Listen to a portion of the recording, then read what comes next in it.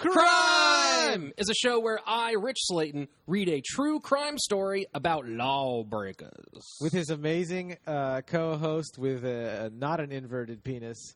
Dude, certainly not. You have an inverted penis, Rich? No, but neither does he.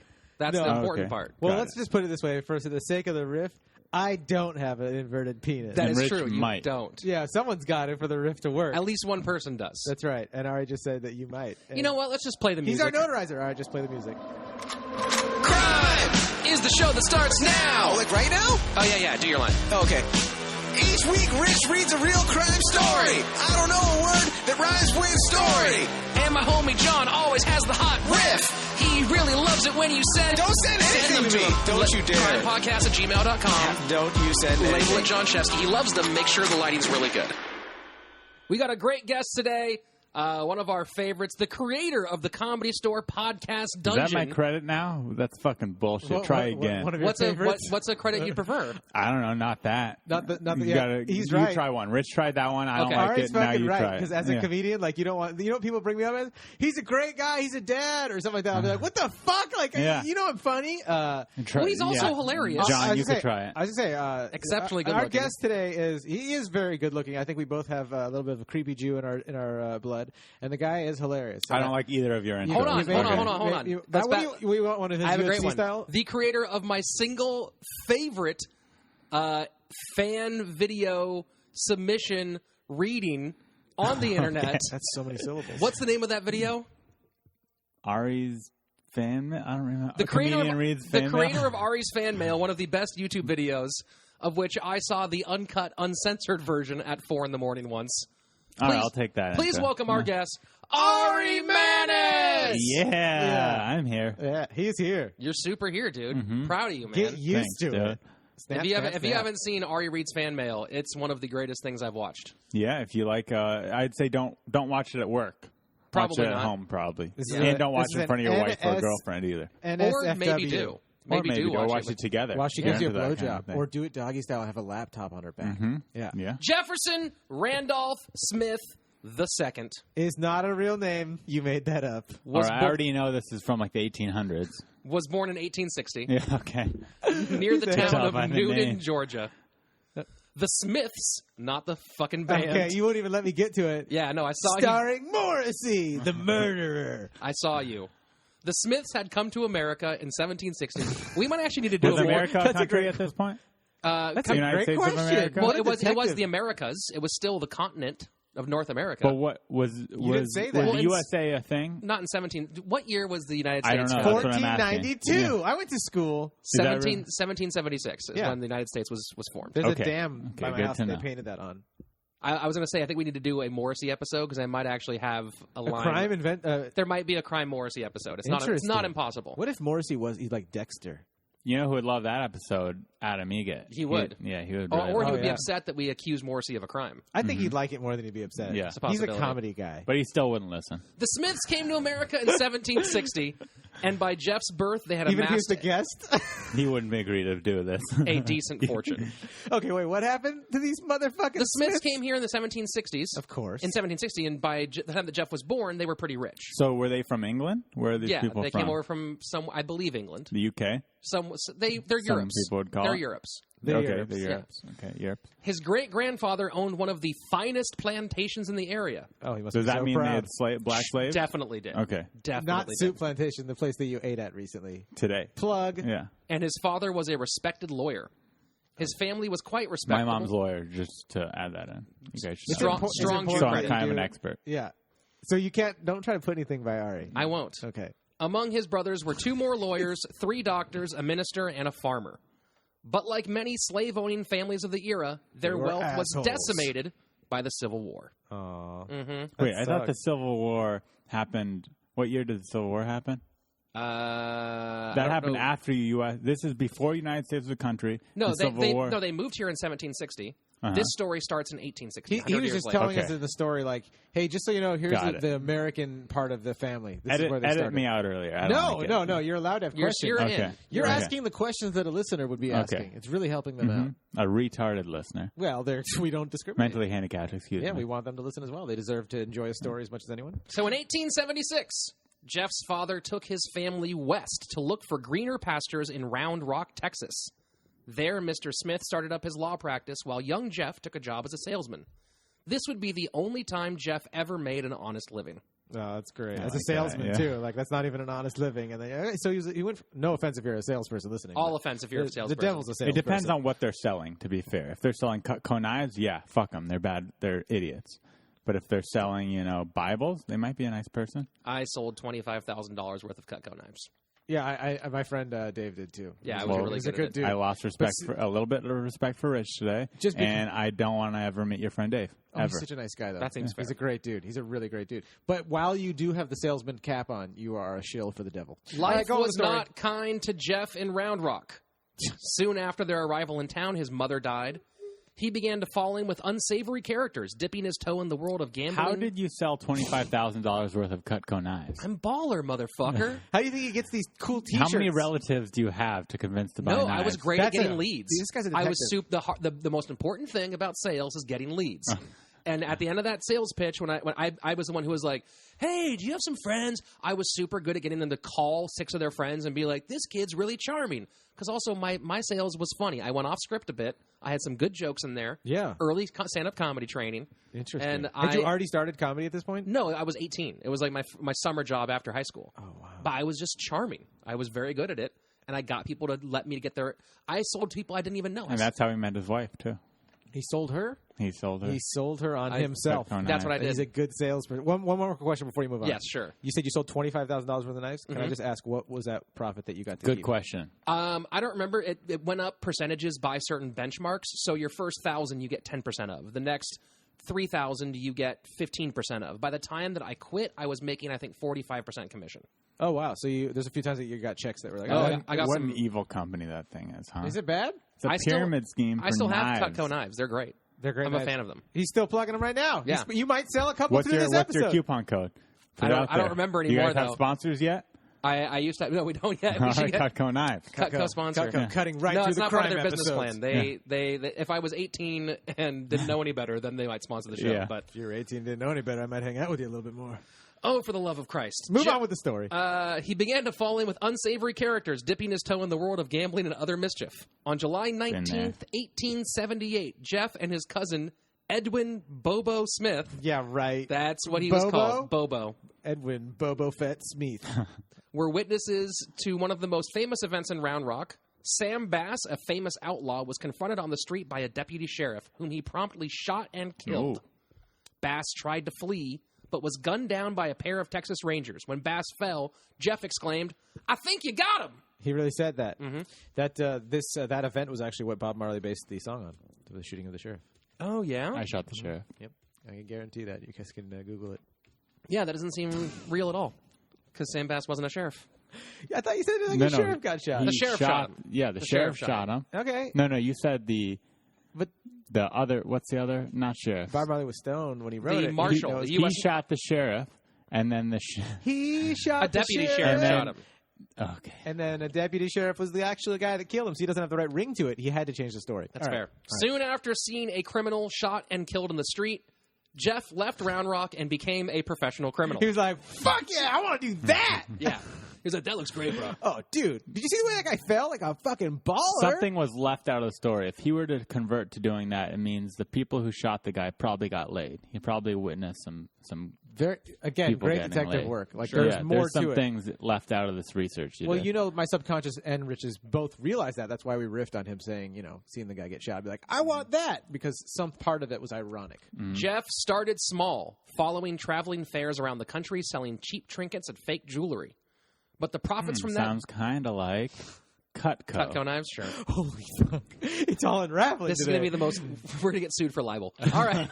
But the profits from that business only. were scant compared to what he saw from his peers. So he learned how to run the very lucrative shell game and 3-card Monte. At 18 years old, Jeff had found his true calling as a confidence man. What does that mean? Yeah, what's a modern confidence man called? A con man. Yes. Confidence. I should have picked that up. Actually, we will probably eventually do the story that led to the term confidence man being coined. We'll probably eventually touch on that one. Yeah. He's been educating us. Bunko man. A bunko man is actually the most common term at this time. Oh, okay. Bunko was the name for any Isn't sort of Bunko con that game that like our moms played like in the Plinko? 80s or something? With, like, I don't want you dating him. He's a bunko. Yeah, it's a weird name. Fucking bunkos! Ugh. My daughter will not be seen with a bunko. Ooh, you can't even say that. Ooh, boy, nowadays. even that made me That's uncomfortable. offensive, yeah. Ugh. I still just pictured a black guy, though, that was like, me? For a short time, Jeff settled in Fort Worth. Being a well-educated man, he had a keen eye for business and soon turned his small-time con game into a full-fledged flim-flam operation. Flim flam. He sold That's Mexican 4 desserts. F's in a row that I just put out there, by the way. Full-fledged flim-flam operation. Yeah, good Bam, bravo. bam, bam, bam. Just imagine those F's coming at you hard, the big solid ones, if this was like a visual program. Oh, yeah. Okay. He recruited other con men to join his gang, pulling their talents and resources to become a more powerful collective. You got a really good quick hand, and you convince old ladies that you love them. Want to work with me? Oh, yeah, dude. That sounds really great. I'll join your bunko gang. Is there dental? There's 3 of us now. We're going to steal. I only have 1 tooth remaining. We're going to steal. And that's You're just dumb enough to work with me. Let's do this. They were able to bribe policemen and politicians, hire better lawyers, and for the most part, avoid trouble with the law. These guys were organized as fuck. But eventually, Jeff's activities were so well known in Fort Worth, the town enacted specific laws to stop him. Jeff decided it was time to move on. In 1879, Jeff Smith settled in Denver, Colorado. Oh, yeah. It was here that his operation expanded into an empire. Denver had 2 things that attracted Jeff. First, it had a wide-open policy towards gambling, which gave him the latitude he needed to pull off his schemes. Second, the town was growing fast, keeping city officials busy as well as bringing in new marks every day. Jeff stepped up his organization, recruiting as many as 100 people to work the cons. Dang. Mm-hmm. So this guy is like, it's like Boardwalk Empire, Sopranos, Godfather kind of stuff. 100 people is like considered, I think, a small... Oh, I'm not talking to the mic. Sorry, guys. 100 people is considered a small business by the U.S. government. Sure. That's pretty efficient right there. He's doing it right. Like making millions of dollars in the 1800s kind of thing. Oh, dude, he crushes it. He seriously crushes it. We got stuff. I'm already terrified of this guy. It's too much power. Go on. He had steerers whose job was to steer the sheep towards his games where they would be sheared. There was Reverend John Bowers. Wait, these are code words. The sheep are the people that he's going to con? The sheep are the people, and the steerers, their job was to, you show up in town, and the steerer was like, hey, let me just kind of somehow they get a finder's fee or whatever for like, I brought you so-and-so, you conned her out of $400,000. And then the sheep would get sheared of their money. Interesting. Mm-hmm. What a great analogy for a psycho. Yeah. Here are some of his team members. The Reverend, quote-unquote, Reverend John Bowers, who would pretend to be a priest to get people's confidence, and Professor William Jackson, who played the part of a mine and minerals expert. He also had hardened men from the Old West for protection, like Texas Jack Vermillion, Sure Shot Tom Cady, and Big Ed Burns. This sounds a lot like this new HBO show Westworld. You guys seen that yet? Not yet. Dude, it's not super yet. good. Everyone said it's awesome, though. It's super good. It's basically this. Have you seen an HBO show that's not good lately? I mean, they're all good. You're right. Don't say girls, because I haven't watched it. Okay, but yeah. you know I'm sexist. I know. Yeah, that's what I was saying. Don't say girls. Big Ed once served 9 years for strangling a man to death. That's not so bad. Also, right? his nickname is Big Ed. Yeah, Big Ed. Yeah. Now I wonder what you'd serve in today's day and age. 9 years? That doesn't seem that bad. It just For depends. strangling a man to death, probably more than 9 Depends years. how good depends how good your defense team is. Yeah, true. You know what I mean? Like it always comes down to like, oh, they found, they make it look like it's not that big of a deal. Jeff, He had of to do course, Self-defense. had men to run the various games, charming men with the gift for gab. And most importantly, he had shills who would win the games in front of the sheep, drumming up more business. Just humming along. So this is like a little casino he's running, basically. Yeah, but it's all a scam. Right. So you got guys, which is kind of like a casino. are casinos like that though? Do they have people that work there that make it look like it's easy? No, but they've worked out new modern ways. They found instead. loopholes. Yeah, through where the sheep win every 30% of the time. Oh, so you look at it and you go like, "There's a big chance that I'm going to win," but there's a bigger chance you're not. Going to win. Everyone has that friend that's like, "I'm going to go to the casino and make some money." No, you're not. You fucking idiot. Unless you're like a smart card player, I think. Those guys, poker. No. See, you're one of the idiots. Well, I don't play it. No one wins at the casino. Nobody. Well, Nobody. Poker is the only game that you can really quote Oh unquote my win God! it. Here we go. Rich is one of those guys. I'm going to go make some money at the casino. You play against other people. You're not playing against the house in poker. That's a whole different ballgame. Then how does the house make money? Because they take a rake. They take a percentage of every pot. That's how poker works. You're so not poker's gonna the win. only game in casinos that you're like, they're not really going to, they can't fuck you on it. Yeah, a lot of casinos don't have poker because it's not that lucrative. It's mostly designed to bring in people who will hopefully play other games with their poker winnings. That's the whole point of a poker table. That's so interesting. All right, let's go back to this weird story. So these guys got like people that are pretending to look like they're winning in front of people. So they walk by and go, honey, we got to go in and play. This place is on fire. It's here. Lit. Well, it's lit these right games now. were like taking place in the street mostly. Yeah. But it was here that Jeff developed the con that would make him famous. The prize package soap racket. Haven't heard of it. Does this but I have don't know something how to do with cleanliness, or is? I mean, there is soap involved. All right. Jeff would set up his tripe and keister, a stand-in suitcase. Okay, thank you for translating that part. I thought that was some sort of thing he would stand with his butt facing out. He put up his tripe and keister. People come by and plug it for $5. Here's a steak and my ass. Yeah, exactly. You put your that's your fault for putting your chike and cheecher up or whatever it's called. Tripe and keister. What are the things called where it shoots water up your butthole? Oh, a bidet. That's what I was thinking of. A bidet? Yeah, What doesn't bidet. it shoots it at your butthole? Is that subconscious projecting? Do you need to clean your little dookie booty? I mean, you can never be too clean, right? That's a good point. Man, he's got a good answer. This guy's not just a detective; he's also a fucking lawyer. Jeff would set up his stand-in suitcase and begin barking about the wonders of the soap he was offering for sale. Then came the hook. Each bar had a chance to contain a cash prize as an incentive to buy. Genius. He would make a big show of wrapping a few bars with bills ranging from $1 to $100 inside the paper. I feel like we should start a soap company and bring this scheme back. Does anyone ever win those fucking actual things that are Well, in hold real on. life? Hold on. Okay. This is how, Like in how McDonald's? brilliant this is. Okay. He would then mix all the soap together and start the sales at $1 a bar. Which By is the a way, ton in those at days. that, it's $20. It's about $20 at the time. Is a it dollar really? bar. That's the equivalent. Whoa. Mixed in with the crowd were his shills. Here and there, one would come forward, buy a bar, then celebrate when he found money inside. He would yell loud enough to make sure everyone within a few blocks heard the commotion. What happens when you win at a slot machine? You yell. Same thing. It's The same machine goes thing. off. Everyone crowds around.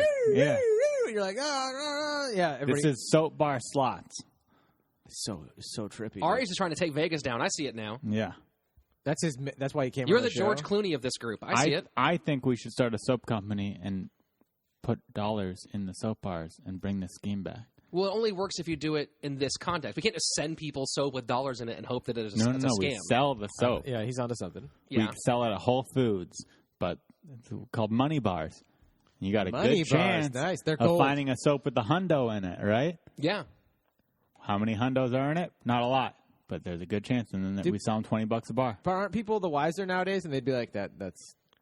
No, you can still totally pull this off. Yeah. You can pull it off. You could probably do this. We could go down to Venice Beach and pull this off. I There's a swear. lot of It's very suckers out Fight there. Club of you guys to just even be talking about selling our own artisan soap. Just so you guys know, I'm a huge Fight Club fan. All right, go As on, the Green, sheep would move forward, the the people. winner would offer tips on how to beat the game. There was, of course, no money in the soap sold to the public. Jeff used sleight of hand to make sure only his team walked away with the cash. As the stack of soap would begin to dwindle, Jeff would announce that the $100 bill had yet to be found, and he would auction the last few bars for up to $5 each. Wow, like About $100 $120, $120. because people will just be going fanatical for it. Mm-hmm. Or what do you call it? Like a feeding frenzy. I want that bar. There's a good chance it's. Yeah.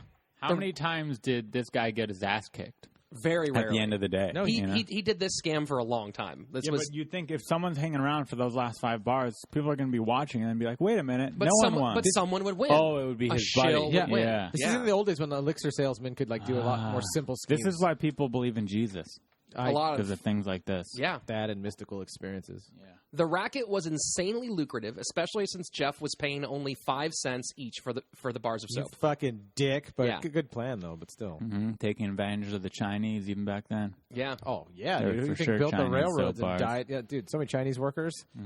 At first, he ran into some local resistance. Early in his Denver tenure, a policeman named John Holland arrested him for running the scam.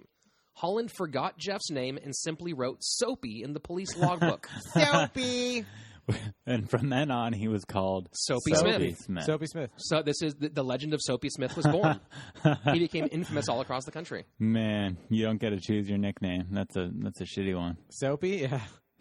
Yeah. Better than Poopy. The cleanest criminal That's what. around. No, this is Poopy actually. Smith would be pretty crappy Yeah. too. Well, Poopies. All right, I like that one. Yeah. Poopy Smith. Poopy Smith. Can we call him that?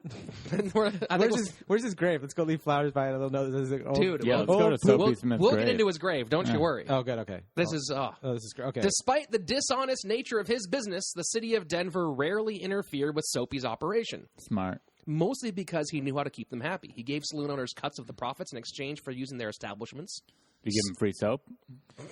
Ari, this isn't just about soap. This is an empire. I'd be like, thank you for the money. Also, can you throw me some soap? Yeah, the soap's worth a lot. You know, and I'm hoping I can win something from some of those soap. Give me that one. The people working for you are also believing that? Soapy and the Soap Gang, as they were now known, would spend lots of money in local stores, making friends with their neighbors in the business districts. He frequently made charitable donations to help the poor and support local churches. He was so beloved. You're like Pablo Escobar. Oh, yeah. That's how you do crime, is you Escobar it up. Or American Gangster, Denzel Washington's character. I haven't seen American Gangster. All he does is just give... I think that's American Gangster, isn't it? All he does is just like give people turkeys and shit. Like, it's just straight... That's how you be a gangster, is you make the people like you enough that they won't turn you in. It's so crazy. Yeah. But where's the moral... fuck it. Never mind. Go on. He was so beloved that Reverend Tom Uzel, while giving a tour of the city, once introduced him as, quote, the most infamous confidence man in America and my friend. Wow. Oh, yeah. Because at this point, this guy's charming as fuck. So even if... It's like crazy that you could be like such an asshole, but once you get to a certain level of richness, if you just like keep your friends and keep treating people all right, you can do awful things and people will be like, but he's a fucking cool dude, man. We were drinking whiskey. Getting hookers and drinking whiskey and go, you know. You can grab him by the pussy. A very political, very timely. Timely. I hope you release this episode soon because it's very relevant to right. By 1884, Soapy Smith was able to declare himself boss of Denver's criminal underworld, and no one disagreed.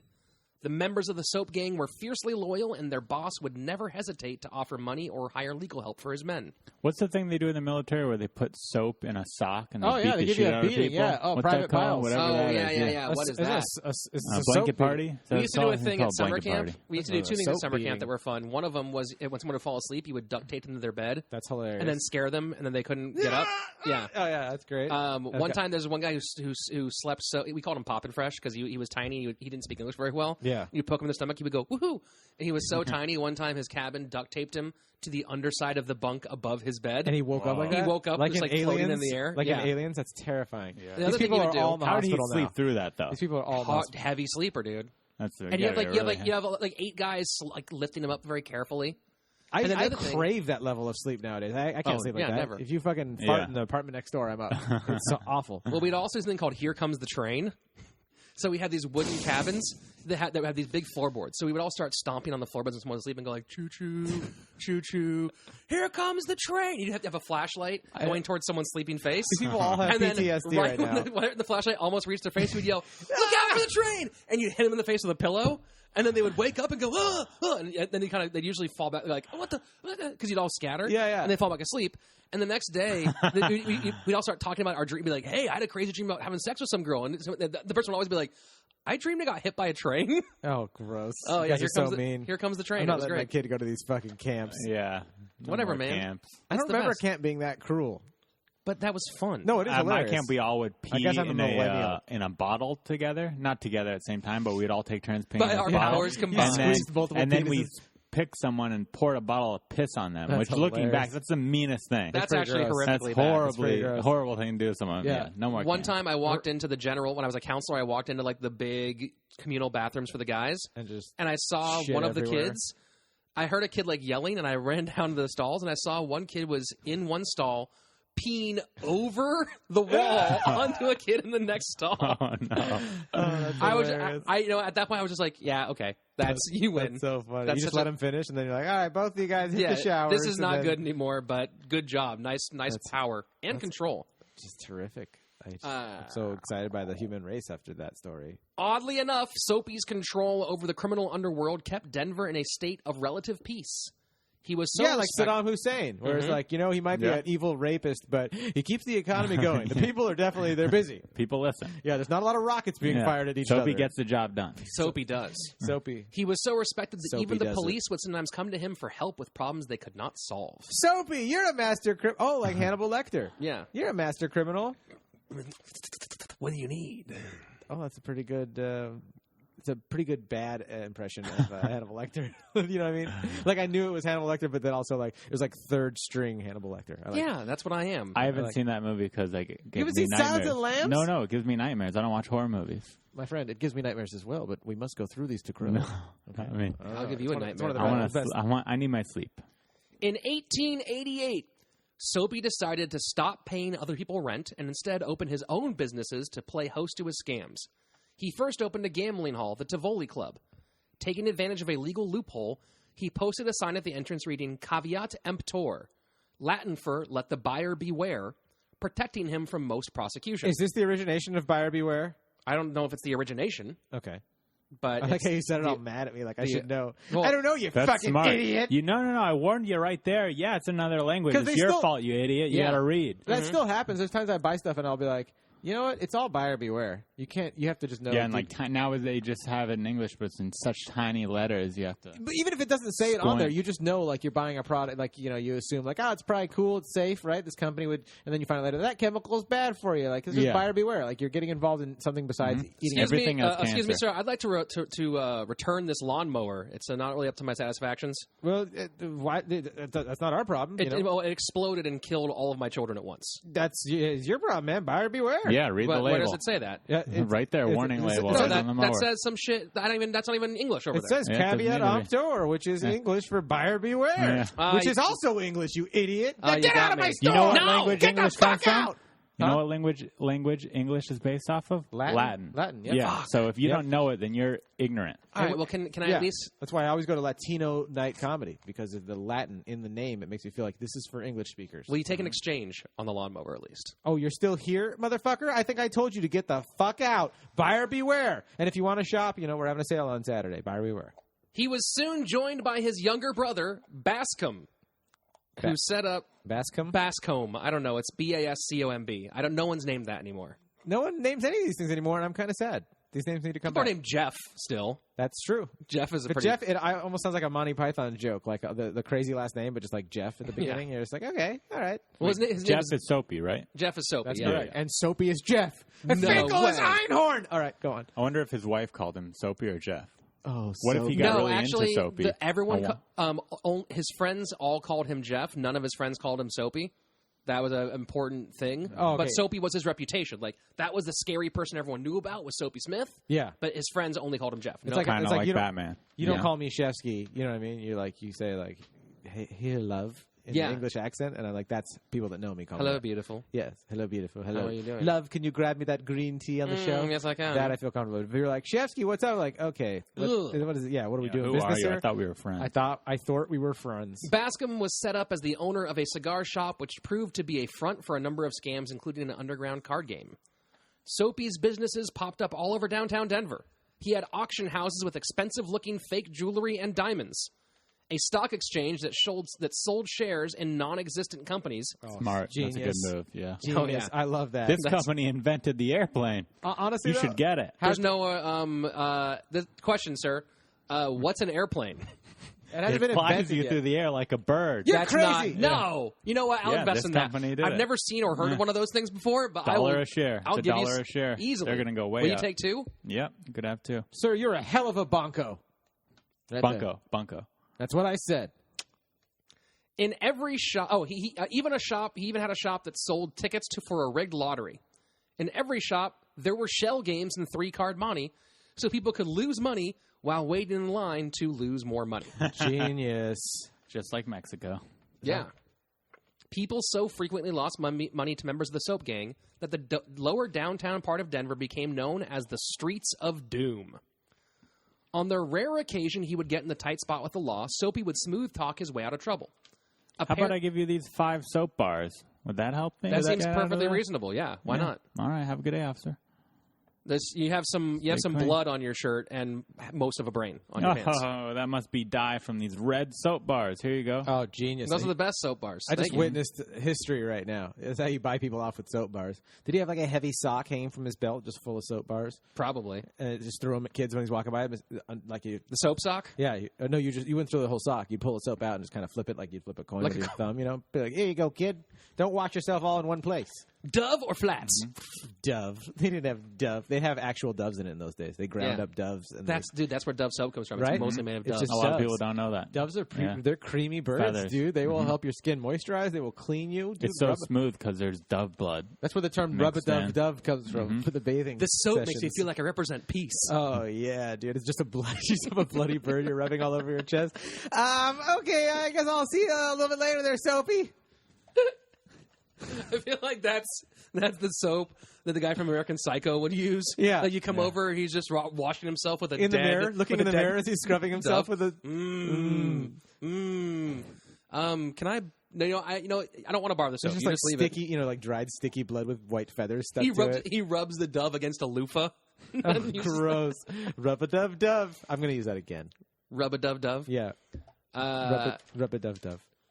A pair of customers took him to court when he took them for $1,500 at Tivoli. Which was like $20,000. Tons of money. Soapy argued that his gambling hall was actually an institution of public education designed to cure compulsive gamblers. Genius! Oh, this guy's awesome. And he's right. Do that. And he's right. That's true. He is right. He pointed out that the men had sworn off gambling for life. I'm hooking you up. I am hooking you up. And now you're bringing me to court? You're welcome. Yeah. He was acquitted. It worked, huh? Oh, yeah. Oh, wow. The Rocky Mountain newspaper ran a story referencing his wife, who Soapy had been careful to keep out of the limelight. He put his family on a train to St. Louis, grabbed a heavy walking stick, and stormed over to the paper's offices, where he found the president, Colonel John Atkins, and gave him a serious caning, resulting in a fractured skull. Wow, he beat him almost to death. At his trial for attempted murder, Soapy argued that he would never try to murder someone with just a walking stick. Again, he was acquitted. That is so weird. His argument because he bought them off. Can I just be the judge for a second? Order in the courts, sir. I just want to make a point that if I was trying to kill this man, I would never use a walking stick. I'd use a gun or a crowbar or a bull.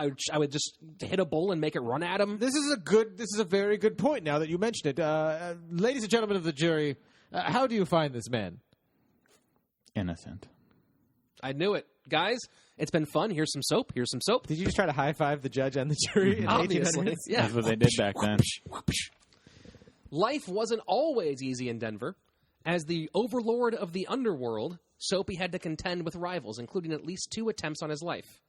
In 1889, he was attacked while sitting in a train car in Idaho. In the ensuing gun battle, he shot 2 of his attackers, but lost half his mustache to a bullet. Which therefore proves if he was trying to kill someone, he'd use a gun, That's right. not a walking stick. And then he tells them that. See? Yeah. And by the way, you're missing half your mustache, dude. That's all he lost? That's all. I can't even believe you put that in the story. And then he got his mustache shot. He actually wrote his wife that half his mustache got shot Why off. wouldn't he shoot or shave off the other half to balance it out? He probably did. Here's my technical question, though. When he said that back in those days, was he referring to part of his lip getting shot? Like, would you call that part your mustache? No, his lip was fine. Literally just the hair got shot? Only thing you could ask for less than that is like that maybe like a shirt that's not even your favorite got like a hole through the sleeve. And I wish I could grow a mustache. So do I. Really? You have a mustache? Yeah, you have a mustache. No, I wish that you could grow a mustache. That's super cute of you to do it that way. Real left turn on me right there. You can't grow a mustache? I'm seeing stubble. I'm seeing I black can grow hair stubble, but it's like a anti-Hitler mustache where I grow on the sides but not in the middle. It lets people know like that you don't respect Hitler. Yeah, I like that. He grows a solid puberty mustache. Yeah, it looks like I look like an 8th grade football player. Super, that's a really good one. Yeah, like you lift, you got a little testosterone going, but like you don't have like not a full grizzly. Okay. Yeah, I had hair growing out of the side of my ear. Have you ever had that, like out here? I have not had that. I looked in the mirror and I was like, "What's going?" Yeah, what do you mean it's coming? Like as you get older? Yeah, it's so weird. Like why would hair come out of there? I've never had hair come out of my ear hole. Not the ear hole, but it's like fuzzy. I was like, what is that? And I thought I had something stuck to it. And I was like, well, it's not hair from my head. It's growing out from the little fold in the back of the soft chewy part of the ear. And I just feel like a Billy Crystal cliche. All right, go on. We shall go get waxed together after the podcast. Does that mean getting laid? Maybe. We used to say that in high school, waxing that ass. Soapy was a huge success in Denver, But in the mid-1890s, a mixture of new rivals, bad press, public outcry, and anti-gambling laws pushed him to find new territory. Haters, dude. Bunch of haters. But with all these empires... Let Soapy do his thing. With all these empires, they're like TV shows. They all you go up, and you go to every system, every fucking circuit has a cyclical thing, and they all go up, and things are good, and then they go down. Mm-hmm. This happens every time I read about crime or Rich enlightens me on crime. Mm-hmm. And what goes up must come down, right? It's gravity. It's universal. It's what I learned in Temple. Go on. You are universal. Thank you. University Synagogue over on Sunset Boulevard in Brentwood. I was going to say Universal NBC, but sure. We can need sponsors, the Temple or the network. So in 1892, Soapy packed up much of his operation and moved it to Creede, Colorado, a silver boom town and home to his second criminal empire. Creede didn't have the same restrictions as Denver, so the saloons and gambling halls ran openly 24 hours a day. Ooh, it's just like the Vegas. It's Colorado. He was just like the Native Americans. You're like, we're out of buffalo. Let's just move somewhere where there's more buffalo. Mm-hmm. He just said, where can I find more sheep? He probably thought about doing that anyway, and this just forced him to do it. He was like, this is the game changer that I needed, like the catalyst to growth. This is the best thing that could have happened to me. Soapy's he's such a deep dude. Yeah, and he falls into luck everywhere he goes. Because he's deep. He's in sync with the universe. He creates luck for other people. He does. And therefore luck comes his way. Karma, good karma, spreads good karma. Guys, soap is as soap does. That's very, very deep. I got more deep stuff for you. Soap. You heard? Soap, you heard. It's pretty deep too. That's pretty interesting. I also got you got deep pockets. I got deep pocket chakras. I like that. That was wordplay. I'll chakra you. That's interesting. You know what I mean? I'll give you the chakra. 2 in the pink. I only have stink actually. 2 in the pink, 1 in the soul. Unless you put your finger in Soapy's urethra, and with enough soap, you can do that with these $20 bars of soap. The blazing lights of the nightlife bounced off the high canyon walls surrounding the city of 100,000 people. So it was beautiful. Baby. So it was a beautiful fucking place in the 1800s. Oh, clearly. Yeah, you're seeing and a Vegas. It's still gorgeous. The pictures of that town are still. It's a beautiful town. What town is this again? It's called Creede, Colorado. Creede, Colorado. Is it still around? Yeah, it's still around. Is that what the band's small, named after? Very small. There's I think a couple hundred people who live there now. I like that. Does that have anything to do with that band, Creed, that everyone loves? No, there's an E. What about the boxer from Rocky? It's actually where he's from, specifically. Okay. He really is? No, not at all. Oh, God. You keep a really good straight face when you lie. Maybe you're a bunko. Probably. All right. This whole podcast has been a scam for me to get you. Every time we leave this podcast, he is a bunko. If you sell knives, you're a bunko. It's fair. A local newspaper man wrote a poem with the line, quote, "There is no night in Creede," which is still the city motto. Soapy ran Creed's criminal underworld similarly to his empire in Denver, keeping violent crime low so not to disrupt the business. Smart. But there was another attempt on his life, this time at the Orleans Club. Soapy survived without a mark on him, but his friend Joe Palmer had both thumbs shot clean off.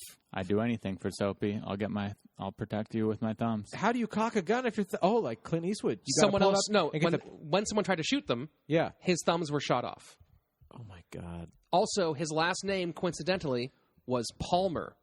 And both of his thumbs were shot off. We should have Feng Chao in here. God, that is just crazy. Why, does he have his thumb shot off? He loves the word Palmer. Oh, why? He's talking about a whole different group of people, though. He's talking about, like, glad-handers who are trying to make their way into... Yeah. What's up, dude? Good to see you, man. Yeah. Hey, what up? How are you, man? Oh, I just saw you. You have that new show. Love to do it, man. That's you were so great in your last set. Oh, yeah, that was a great set, dude. Hey, I haven't been up at the Comedy Store in a long time. Do you think that, maybe... You're really great, by the way. Do you think that maybe... you could put a word for me when they're... That's a Palmer? That's a Palmer. That's his name for him. Interesting. Also, this guy was a Palmer because he could only use his palms the rest of his life. And his last name was Palmer. Yeah, he's still rubbing it out. He just can't grip it. He can't monkey palm it. He has to... that's a question. Do you think he rubbed it out by just wrapping his fingers around, or did he have to go two-hand? For sure found a way. Yeah, you find a way. Yeah, he fucked his... Yeah. If he didn't, he'd kill himself. I know I would. You'd kill yourself if you couldn't masturbate? Yeah. You'd find a way to masturbate. I'd find a way. If your arms got blown off. You could buy one of those, do you think they had those fake vaginas back then? Dude, how about... it's called the molded couch. vagina? Okay, so say you lose bit. your hand in the modern days and you get like a place where you can screw on different attachments. A fleshlight attachment? A fleshlight attachment for sure. Like it just fits on? Someone should make that even now, even though those don't even exist anymore. Just make it. Captain Fleshlight? That should be a Halloween costume. Yeah. Just being a giant flashlight? No, just having hook fleshlight hands. Oh, yeah. Edward Fleshlight hands. Yeah, that'd be great. That would be fucking awesome. This is certainly the town for it. You can't get your friends to stop fucking your hands. Like, guys, I want to fucking hang out. Like, you don't. All you ever do is fuck my hands. Edward Fleshlight hands. Oh, in Creed, Soapy came up with the weirdest money-making scheme of his career. McGinty, as Soapy called him, was a petrified body he claimed to be was found by local miners. Soapy displayed the body in one of his many saloons. He charged only 10 cents to see the exhibit, but the real money came from the usual games available for those waiting in line. It was like the first wax museum. Except it was just a dead... Come look at this petrified body. And there's some guy playing 3-card Monty, and so you're like, 10 cents in this body, what a deal. It's a gift shop. Instead of selling gifts, they sold gambling. So you come in for the exhibit, and then instead of a gift shop, we got this fun game you could play. Don't movie theaters make more money off of the concessions than they do the actual movie? Like, it's I'm sure they do. It's something crazy. Like I'm that. sure there's a ton of ironic like business stuff. Where like, whoa, or you like pay $15 for a movie ticket these days, and then the popcorn's about $15. I think there's a few like I remember recently about like materials like the bottling and the packaging that they make for some stuff costs more than the actual thing itself, but people will buy the product like in the cool like bottle or whatever else. And Evian water. That's what is that Evian? I don't know. Just any water. Some historians say you're drinking water right there. You fucking hate her. Yeah, but this is Comedy Store sink water. That's the right. best. Yes, the best. That's from the gun. I'm a gentleman. Which is hooked up to. Fuck off. Sink. Some historians say that McGinty was nothing more than a skeleton covered in cement. McGinty? That's nothing more than a skeleton covered in cement. Do you want some soap? Actually, that soap looks pretty interesting. I'll take a couple of bars. But what about this McGinty thing? That's a skeleton covered in cement. No, here's a dove. It's also soap. I'm not taking you. That is pretty cool soap, though. Yeah. There's money in some. There might be $1 in there. Yeah. Oh my god. But there's probably not. But there might be. I'll take 20 bars. I'll take 5 for free that you were going to give me, and I'll buy the other 15. And I still need the 10 cents because you looked at McGinty. Oh, yes. Whatever. Fine. See you later. Good day, sir. Ugh. Thank you for a wonderful transaction. It's really turned out to be a blessing in disguise. Soapy didn't stay in Creed long. That sounds funny. Like some guy fucking another dude, and then he came real fast. Soapy didn't stay in Creed real long. He left Apollo Creed's rectum very fast. What do they call it? Split? What did we say earlier? Oh, what the fuck were we saying? What did we say before the show started? Split rectum or whatever? I'm going to split your rectum or something? Yeah, something like That's that. so gross. Ugh, we're disgusting. That's so gross. Editor! Sorry, Mom. Yeah, sorry, Mom, and all the grandparents up in heaven. Soapy left in the summer of 1892. By then, he owned 39 of the 40 saloons in town, but he had bigger fish. There were 40 saloons in Creed alone? Yes. There's only 30 people. Well, there were 100,000 people at the time. Oh, okay. Now there's only about what 200 happened people. at Creed? It was a silver mining town, and when the silver mines dried up, they had a boom. The classic like Deadwood boom. It was a boom town. That's exactly what it was. Wow. Okay. So Denver's economy had taken a hit under the reformers, so the city repealed the restrictions on drinking and gambling. Soapy moved back just in time as a fire whipped through Creed that summer, destroying much of the town. Oh, interesting. Mm-hmm. That's an interesting coincidence. Yeah. So Soapy's like, I'm out of here, and here's a fire. I mean, maybe. Well, we don't know. We don't know. There's nothing historically to justify that. But there's a good chance. I know Soapy. Mm-hmm. You do know him. And what is the most flammable thing in the world? Soap. Soap. Yeah. Soap is? Yeah, didn't you hear the great soap fires of 1647? Soap That's bombs. true. They always tell you, like, when you're going to take a bath, like, be careful with that soap. That's why you're not supposed to smoke in the shower. Yeah. That's why soap belongs by water. Obviously, Exactly. you don't keep soap dry. God forbid. Obviously. Burn the fucking town down. Dude, that Chicago originally, fire, that was from like those, whatchamacallit, the Old Spice, like, body washes, Yeah. those were just napalm That's terrifying. for a long time. That's why it cleans you so good. The U.S. government sold that. It burns the Old dirt Spice. off your body. They used it in Vietnam, and then they sold it to the corporations after Vietnam. They had too much extra napalm. They're like, what are we going to do with all this napalm? And Glade they just thought- plugins? Like a soap George company. Bush was like, let's fucking do this. The new George Bush. Spice. not the Glade old one. plugins, Agent Orange. That's right. Yeah. All these are facts that I That's that I probably said. true. It's probably true. Same with Gatorade. All started with Soapy. Gatorade in actually Creed. did 9/11. Soapy resumed business at the Tivoli Club like nothing had ever changed, but despite the support of corrupt local officials, the mood had changed in Colorado. Newly elected Governor Davis Bloody Bridles Waite. Not his real name. Well, Bloody Bridles wasn't. That sounds gross. Bloody Bridles? Davis Wait. Yeah. That really makes Cherry poppers. Yeah, it sounds... Defloration bladder. Well, yeah, that doesn't sound good at all. Cherry poppers is such a gross term. Oh, man. We have like 3 women listeners probably, and they're I'm going a to be cherry pissed. popper. Yeah, it's so gross. I'm a cherry popper. Cherry Poppin' Daddies is one of the most offensive and disgusting... Someone who goes after virgins. That is oh my God, I never... Cherry Poppin' Daddies? Cherry Pop- yeah, it's a ska band from the 90s. And they're fucking... Cherry Poppin' Daddies. Their fucking names and their Are they still incestual fucking... Ugh. Are they still a band? No, they're all in jail I'm for a fan. fucking their kids. young Yeah, daughters. it's so gross.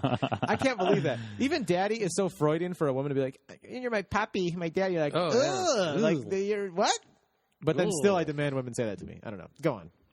That's what I want you to call me, but you never will. It's really frustrating. Because you split my butt. Yeah, I do. All day. Yeah, I don't mean you shared it. You split Governor Waite was lifted on a platform of social and political reform, and he was hell-bent on seeing his plans through. He fired 3 corrupt members of the police and fire boards. And he didn't get killed for that? Wow, this must have been the old days. Then demanded that the rest of the city commissioners step down to be replaced with his own men. When the mayor and his cronies refused, the governor sent in the Colorado State Militia. This is motherfucking Teddy Roosevelt style. This is fucking some shit get going 'em. down. Do what you gonna do, boy. The city officials responded by fortifying City Hall against attack, barricading themselves inside, and creating a new special police force of 200 local criminals led by the newly commissioned deputy sheriff, Colonel Soapy Smith. They literally just ignored the one guy. Like, let's just do our own thing. So he became the good guy at the end of this. Not he the started good guy. as the criminal, and now he's saving the town as the police commissioner, Close. Soapy Smith. I like your style of story perspective, but Colonel Smith. That's probably how he sold it, was that he was now the town's savior, Yeah. while the governor of Colorado was, I'm trying to get these assholes to stop being assholes, Yeah. and they won't, so I'm sending the military to What's stop them the being and they assholes. basically just crime. mutinied against him, though, the whole group. Yeah. Soapy organized the defenses. The lower floors contained policemen, firemen, and members of the soap game, armed to the teeth Members and of the soap ready to defend the building.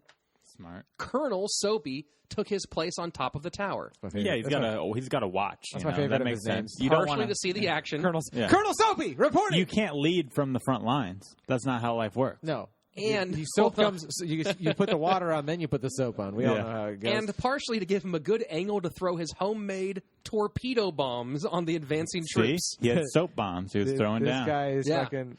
Dangerous soap. Torpedoes. Remember those little Nerf torpedoes you played with in the bathtub? That's Soapy what invented Soapy those. invented those Yeah. too. Locals gathered in a crowd around the hall, hoping to get a first row seat for the City Hall War. That was the old school, like watching the news. Was just you just go down there and you feel the heat of the explosions. yeah, you're City just Hall like, War. I think Tom Hanks was in that movie. yeah, probably. Remake, yeah. Oh yeah, dude. He probably couldn't speak English very well, or or he got like lost somewhere. and was It's alone. the one where he was in the airport for a long time. City Yeah, Hall War. yeah, it was based on The state militia arrived with 200 men, 2 cannons, and 2 Gatling guns. Sounds like a party. Soapy's men taunted the soldiers, threatening to fire back with sticks of dynamite. Smart. That's really not that impressive, though. If you have an army, The militia commander gave and rescinded the order to fire over and over throughout the day. that's like Grand Theft Auto when you get the 5 stars or whatever. I was playing and, that earlier, and the Grand Theft Auto Army's V. coming at you Yeah. like, whoa! Like I went through the police, then the local police to like the military. Remember in Grand Theft? Oh, yeah. This is what this is. Oh, sure. This should be a video game, is what I'm saying. Yeah, it's called Red Dead Redemption. Oh yeah, dude. I haven't played it too much, but I've seen a picture in a magazine. It looks awesome. It's super I badass. love westerns. Finally, the local Chamber of Commerce negotiated a deal with the governor. The Chamber of Commerce. Well, because they're like, you're fucking up the money, dude. That's what all this is. In the Yeah. end, they're like, you're fucking up the money, bro. Let's just chill. But have you ever been to like a modern Chamber of Commerce? Can you imagine them negotiating something? They're the worst. They're the weirdest, dorkiest fucking idiots. My friend and I were in a Chamber of Commerce before. What's the Chamber of Commerce? It's do? like this group of like just weird people. I mean, I've only ever seen it in the suburbs. It might It's be like fucking- local business leaders probably crazy who in try to LA. get policies enacted and create some policies to support local business. In the suburbs, it's like goofy. It's like the Coen brothers could make like a funny story out of like who those people are and like the secret lives of all the members of a Chamber of Commerce. Like it's like PTA moms. You know what? They're You know like, what the fuck are you Chamber guys of up to?" Commerce is people who own small or medium-sized local businesses who think that they're eventually like going to be lemonade Donald Trump. stands? Is that what it is? Yeah, they're just weird people. I've been part of it before. It's fucking trippy, dude. Yeah. Like pet stores? Sure. That would be an example of a local business. Yeah. Or like a local pool company. What other businesses do like a pool cleaner, like a pool boy? Yeah. That's another business that you've heard of. What other businesses have you heard of, Ari? Ari's just got Taco Bell. That's another one, too. That's one business. That's but right. it's not local, is it? Damn it. It's international at this point. It's a global Private global school. Sure. Probably not, though. Because private school is probably a nonprofit. A tutoring company. Maybe, yeah. This list is going to go on forever. You have to continue Learning the story. Center. Okay. You've got to, mister. Finally, the Chamber of Commerce negotiated a deal with the governor to settle the issue in state Supreme Court. The militia retreated while Soapy celebrated with the mayor. The celebrations didn't last long. Let's go out and have a couple of soaps. Yeah. Oh, I'm going to clean you up. You know what I mean? They're on me. The celebrations didn't last long, as a few weeks later, the Supreme Court decided in favor of Governor Davis, and the city officials were replaced the next day. How many Governor Stupid Davises Supreme are Court. there?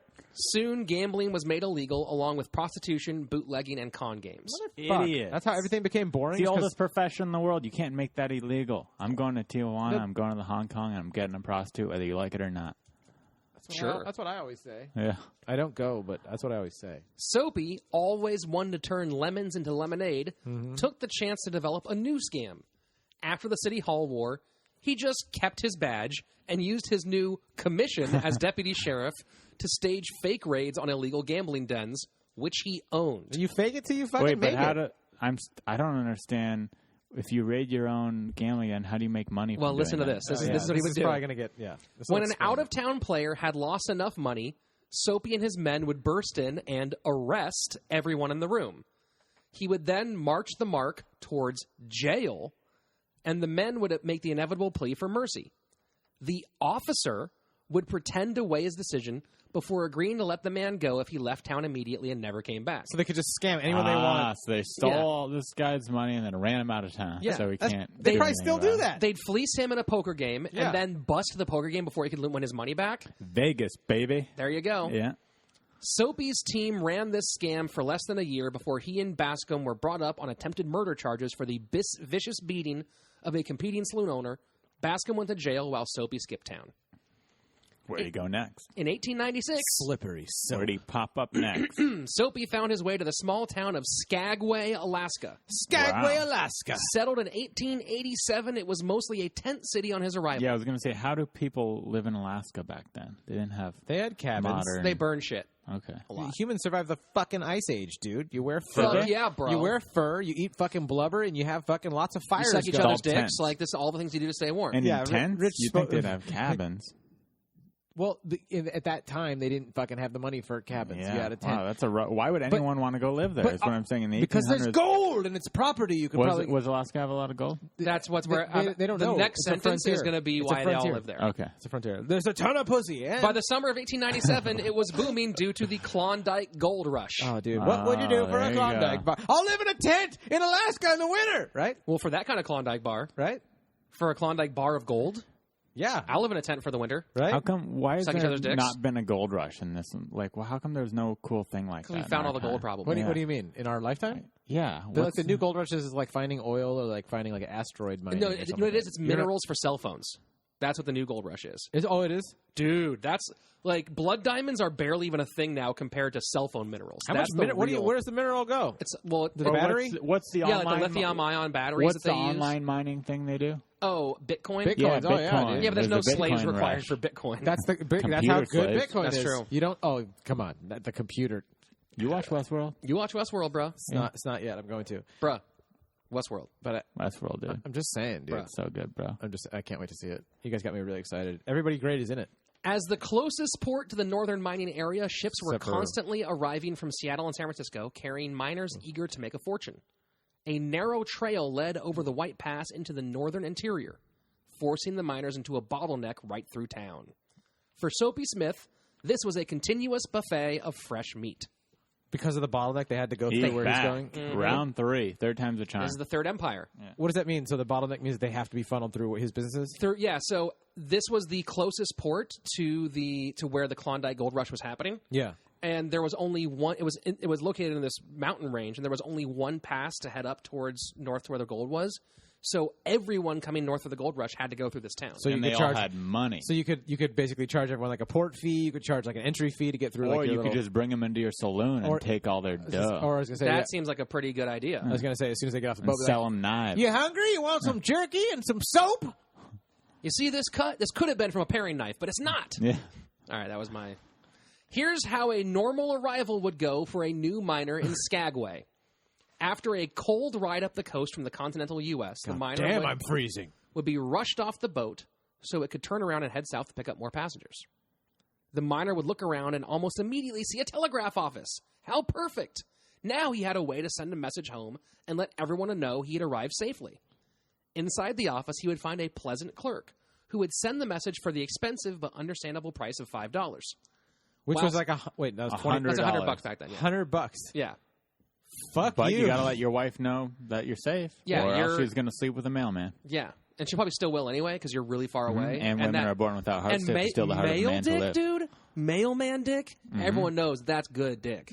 Yeah, they're the ones who send you all your pictures, right? To your personal email. Yeah. The dick pictures. Yes, thank you, mailman. He loves dick pictures. I'm a He fan. doesn't. He's a Send fan them of to him on Facebook, Rich Slaton. Or his No, email we have an email for it later. He plugs it at the end. Yeah, don't worry. He loves a good dick pic. Or Facebook, whatever. Either way, He takes Rich both. likes mailmen and trusts that they will have sex with his wife. Send it to my email, arimannis@gmail.com. Oh, God. Do you have that address? I'm not going to answer that question. I don't know if it's his email, I don't know but- whose email that is. It's almost like you don't want just your name. As an email address, 'cause While sending the message, the clerk would offer helpful advice on the region and show a genuine interest in the miner's plans. Later that evening, the miner would run into the friendly clerk from the telegraph office, who would inform him that he'd received a reply. Even though it was after hours, the clerk would volunteer to take the miner back to the office and retrieve the message if the miner would pay the additional $5 fee up front. So this guy's just raking So in. now dough it's from a $10 Now telegraph. $10 to get it to send Sure, him we'll a message. send this message for you. Oh, looks like you already got a response, too. Hold on. They would arrive at the office to find a poker game in full swing. One of the players would inform the clerk that his wife was looking for him and that it was urgent. The men would then invite the miner to join the game while the clerk tended to his wife. Despite a number of great hands, the miner would lose a decent chunk of cash in the game. So the miner's like he's basically waiting for the operator to communicate back and forth. Mm-hmm. But in the meantime, there's a private poker game. Take that your he could mind join. off whatever's stressing you out, whatever you're worrying about. It's awful. What if the miner was like, "Nah, I'm good, dude. I don't think that happened. Thank you, I'm cool." They're miners, dude. Yeah, they love to They're gamble. already savage. These are the kind of guys who are like, fuck cities. I'm going to go up into the woods and What hope if a it bear was doesn't eat my dick. What if it was the one miner that was just smart, calm, reserved, and they offered probably him have that once the in a game, while. They and probably he know- was like, "Hey, no, I'm cool. Thank you guys. Enjoy the game." Well, he still I'm just has gonna already wait for spent my message. He's also already spent $10 on telegraphs. Right. He's already spent $200 in modern So day. they come back and just give him a fake message. Your wife says, "Good. I'm glad you're there." Actually, Bye. there were a lot of fake Yeah. messages. And this is the old days when everyone did the same thing. So you all played poker. So everybody played Yeah. poker, and you're like, Yeah. I'm stressed. What could be wrong with my wife? Your Could she wife- be sick? Could my kids be sick? Did a fire take out my shit? And they're Your like, wife says, "Come home immediately. She needs you." Despite a number of great hands, the miner would lose a decent chunk of cash in the game. The clerk, of course, would be unable to return, so the miner would head to the saloon for a nightcap or two. And what would a saloon be without some shell games and three-card Monte? It was a great con, especially since telegraph lines weren't brought to Alaska until 1901. So they didn't even. So there were no telegraphs. There going were on. no That technology telegraph. did not exist. It existed, but it hadn't made it to fucking mean. Alaska yet. Right. That's so fucking mean. Yeah. So then the guy's all stressed out that something's wrong and is not going to find So out. he gets there. He's like, "Oh wow, I didn't know telegraphs existed in Alaska. Yep, they're just $10. Oh, that seems reasonable since it's Alaska." Here's $100 instead of going to Disneyland, which is also a waste of money. Sorry. It's kind of like when cell phones first came out, and you go to Africa, and it's like $10 a minute. You're like, "Well, that makes sense. We're in Africa." I don't know. Is that what happens in Africa with I cell don't know. phones? I don't know either. Is it I'm a just hypothetical making shit up. situation? Yeah. It's the cell phones in Africa. They cost so much money that they will cut you up. There's nothing you can afford to do but pay for our cell phones. You do. Okay. Can you add like I a used to effect that makes that sound better in post?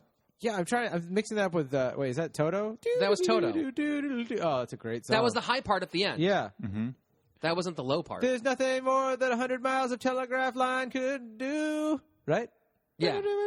Yeah, that's the right song. Yeah, great song. That's a great song. I'd say one of my top 5. It's one of Soapy's Toto's favorite Africa? songs. That's Soapy's favorite song. Mm-hmm. That song wasn't out when Soapy was alive. Go on with the story. The victims rarely tried to pursue justice.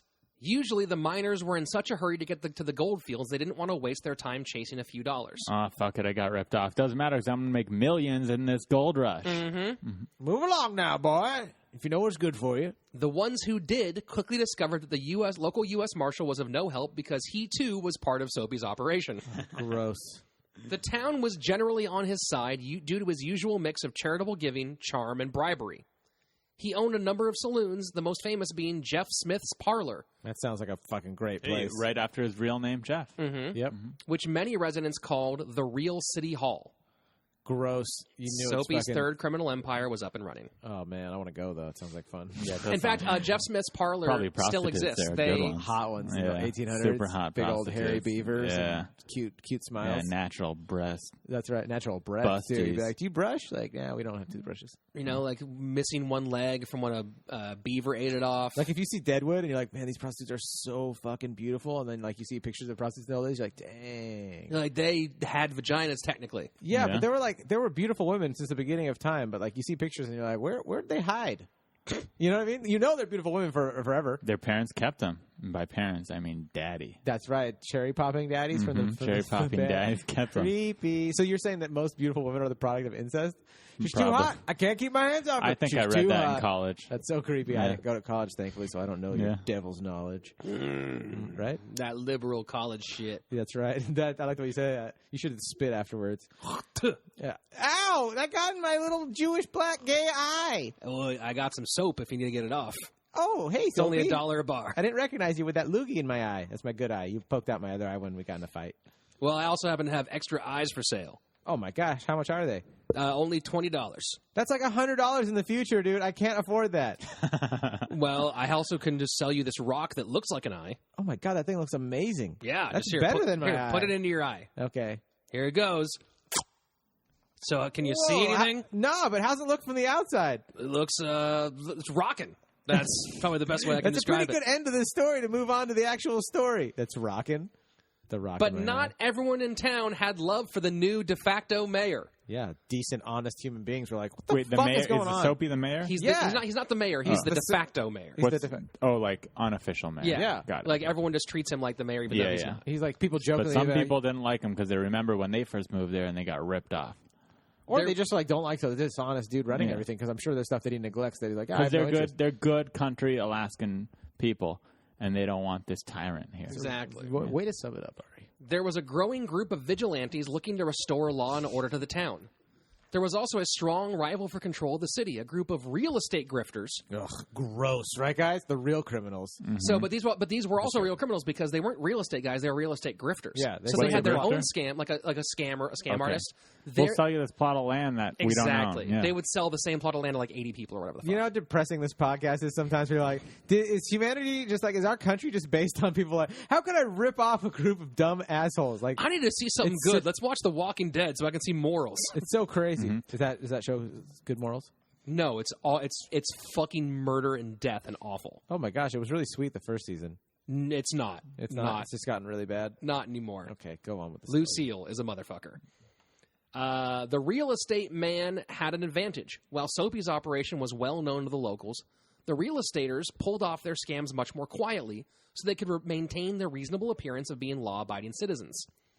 In March of 1898, a prostitute was killed by a felon during a robbery. One of her colleagues, Maddie Silks, ran away. Yeah, what's up, Maddie? You got any pictures of Maddie in that booklet of yours? Oh, there's no photos on this fucking podcast. I'm going to give you a picture of her right now. Just me with long hair. That's any prostitute from Alaska. Even better than I imagined.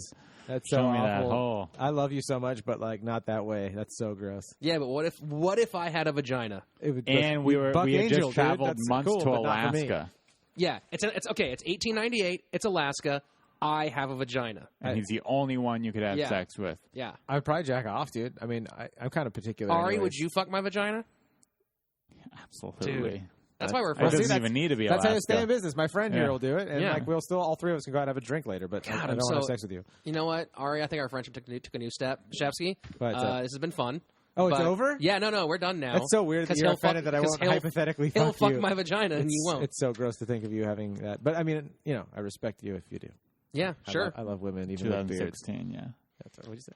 Maddie Silks. That's right. You can use my bathroom still. Mm-hmm. Maddie Silks ran away from the murder and told others that her friend had been murdered by a member of the Soap Gang. This was the opportunity the real estate grifters needed. They joined the vigilantes and printed up a handbill that was posted around town. What's that mean? Like a wanted sign? A headline? Okay. Okay. Yeah. Quote, those work. Warning. A warning to the wise should be sufficient. All confidence sharks, bunko men, and sure thing men, and all other objectionable characters are notified to leave Skagway and the White Pass Road immediately and to remain away. Failure to comply with this warning will be followed by prompt action. Signed, Committee of 101. Rather than leave, Soapy called an informal town meeting at the City Hall/saloon. Yeah. Proclaimed that he was creating a law and order committee. The next morning found a new handbill posted over the ones from the Committee of 101. Quote, answer to warning. The body of men styling themselves the Committee of 101 are hereby notified that any overt act committed by them will be promptly met by the law-abiding citizens of Skagway. Oh, dude, he's so smart with that shit. So smart. He learned his lesson from the first two. So and smart. Each member and his property will be held responsible for any unlawful act on their part. The Law and Order Society, consisting of 317 citizens, will see that justice is dealt out to its full extent and no blackmailers or vigilantes will be tolerated. Signed, Law and Order Committee of 317. Damn. Dude, he's so smart. Just side with the law-abiding citizens like that. Be like, we're not going to take that. Like, oh, it's genius. The number 317 may have simply referred to the address of Jeff Smith's parlor, 317 Holly Street. Oh, okay. Not 317 people. Well, he says there's 317 people, but it might have just been, what number should we put? Fuck it, that one. Yeah, it's like his email code. He was like, just use the code of my place. You know where to find me if you want to talk biz. But the move worked. Those days? It worked. It worked? The Committee of 101 went away. Wow. Yeah. They're like, well, I don't really want to fight him, do you? Ah, man, there's 317 of them. So what should we do? He called their bluff. I don't know. There's a woman over there that looks like me, kinda. You want to go have sex with her for a few gold tokens or whatever? Sure, seems completely reasonable. All right, high five. How about you take the one that looks like me? I'll take the one that looks like you. This is so awful, but it's so cold. Okay, sure, why not? Fortune again smiled on Soapy. With the start of the Spanish-American War. Fucking you like Buck Angel style. Like, yeah, I couldn't do it. I don't care how hot your body was. Your head is just not for me. Yeah. With your blonde beard, dude. Like, oh, it's the worst. Like, I think it's a funny picture, though. I'm really getting like a real funny picture. New podcast logo? I don't know about, not for this podcast. This is a clean, kid-friendly podcast. This is true. I don't want to have that picture. Hope everyone's listening to this in the family. Fortune again smiled on Soapy with the start of the Spanish-American War in April 1898. The USS Maine had been sunk in the harbor of Havana, Cuba, and the American people were pissed. Pissed. No. They sunk a boat! Well, you'd be pissed, too. You ever hear Pearl Harbor? Why'd you do that? You make such good rice. Their rice is so good, too. Like, Cuban rice? Oh, Cubans make such good rice. President William McKinley put a call out for volunteers, expecting around 50,000 new troops. Instead, he got over 200,000. Wow. Among them was the newly formed Skagway Military Company, led by Soapy Smith. Why did Soapy Smith all of a sudden want to go to Cuba? Because to expand. Let me just tell you too. It solidifies. This is my free trip to Cuba, so we could expand. Also, just because if you're Soapy, you want your reputation to just be like solidified and like I'm the good guy, and then you can always pull crazy stuff off. You'd be like, "Remember me? I fought in the war for you guys, right?" Is that at true? Their first meeting? He was elected captain. Captain. And if you're, Well, remember, he has experience because he ran a police force. Yep. He has this committee in Alaska. Yep. He has a lot of. He should be the captain. And he knows how to. He's ran a gang. He knows how to. He's a business owner. Dictate. He knows how to dictate. He knows how to sign his name on stuff. Put the wax seal of approval. Yeah. And if he put his brains to good use, he could be a great captain. He probably is. Maybe you know what? we're just accusing of what his motives are. Maybe he decided he wants to turn his life around and be a good guy. I think that's a very good possibility, right? So that's probably what this is him turning his life around, and I respect that. Here we go. Let's hear that happen in the story. He then turned his life around and became a good guy. The end. That doesn't sound convincing at all. I knew that was... That's not convincing at all. Yeah, a letter with he's got more to read. There's no way that was the end of it. And you couldn't guess that clear that he would just say, and he turned his life around. I'm a positive thinker. He is. Ari is a positive thinker. A letter with the details of the new regiment was sent to the governor of Alaska and President McKinley, offering the militia services against the Spanish. An official reply came from the Federal War Department, granting Captain Smith permission to march and drill his army at Fort St. Michael over 1,000 miles away. I love the old days how you could just be like, here's my title, and then people would just buy it if you were confidence, which is where con artist comes from, confidence. Pre-internet. It's the best. It's just so funny. Yeah. You could just be like, I'm the captain of this, and everyone's like... I'm a doctor. Yeah, have you seen his shirt with all the badges? He is. Soapy framed the letter and hung it in his bar. Captain Soapy! The militia never went to Fort St. Michael. Instead, Soapy now had an actual army to enforce his rule of law. On July... Wait, what? So they sent him an army, and they said, you guys go here. And he's like, cool. Okay, we're staying. He just kept them? Yeah. He just kept the whole army? Like, no. Well, it was a local army. It was made of local people. But it still was organized and, like, probably weaponized. They were officially recognized by the federal government. Like, yes, go to Fort St. Michael and get ready for war and train. And he's like, awesome, we'll do. And then he's like, all right, guys, we're staying here, and you're my police. And the U.S. is your backer. You could literally be like, they're fucking killing us, and have more U.S. people coming to, like, troops coming to help you out. It's crazy. And they're not coming to Alaska. They might. But you're right. That's part of being official. It's like, I need your help up here, and I'm part of the fucking US I think back then Army. official just meant that someone said that you were official. Yeah. Maybe he had a cold, and he's just waiting until he gets better before they make the journey, okay? That's probably right. It's true. Or diarrhea. I would say he probably he ate a big bowl of chili, has some pretty bad diarrhea. You don't want diarrhea in fucking snow? Oh, dude, having to go to an outhouse when it's freezing cold is awful. Obviously, he can't make a journey to where's he supposed to go? Fort St. Michael. He can't go to Fort St. Michael until he recovers. So Where's that's Fort why St. Michael, Ari? It could be right next door. You don't know where Fort St. Michael is. No, Fort St. Michael is all the way in Cuba. I'm just joking. Yeah, anything St. Michael is like, that's a nice On clean July water, 4th, tropical. 1898. A great year. The now 38-year-old Jefferson Soapy Smith led his volunteer army on a parade through town.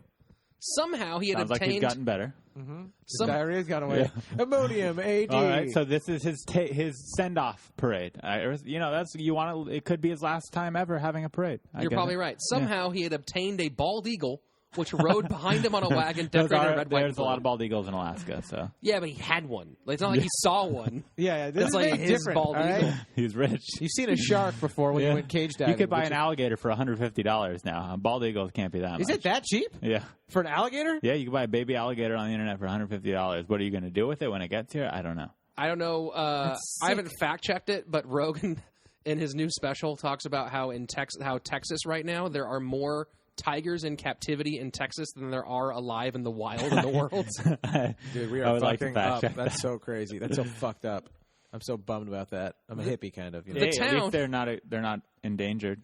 Yeah, but they've become domesticated. Like it's like that's not really a tiger anymore. Protection. It's a tiger in jail. Protection. We do need tiger protection. The town cheered him on as he marched, a hero to the people. Yeah. He was now being referred. Soapy! Soapy, you're my hero. Our Soapy. That's our Soapy. Soap for everybody. I used to buy soap from him when he was a criminal. Yeah, that's right. We thought they were going to hang him. We'd call him Soap on a rope.